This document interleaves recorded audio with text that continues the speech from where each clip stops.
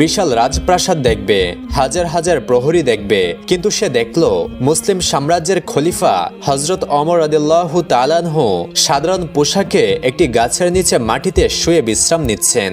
দূতের নিজের চোখকে বিশ্বাস হচ্ছিল না। সে আশেপাশের লোকেদেরকে জিজ্ঞাসা করলো, ইনি কি আপনাদের খলিফা? লোকেরা বলল, জি, ইনি অর্ধ জাহানের খলিফা হযরত ওমর রাদিয়াল্লাহু তাআলা আনহু। দূত হতভম্ব হয়ে গেল।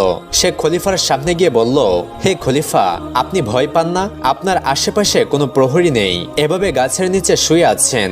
যদি কোনো শত্রু এসে আক্রমণ করে? হযরত ওমর রাদিয়াল্লাহু তাআলা আনহু মুচকি হেসে বললেন, আমি জনগণের উপর অত্যাচার করিনি, আমি ন্যায় বিচার প্রতিষ্ঠা করেছি। যারা ন্যায়ের পথে চলে তাদের প্রহরীর দরকার হয় না। এই কথা শুনে দূত আর কিছু না বলে নিজের রাজ্যে ফিরে গেল। দূত রাজ্যে ফিরে গিয়ে বাদশাহ হিরাক্লিয়াসকে বলল, হে বাদশাহ, আমি এমন এক সম্রাটের দেখা পেয়েছি যার নামে পুরো পৃথিবী কাঁপে।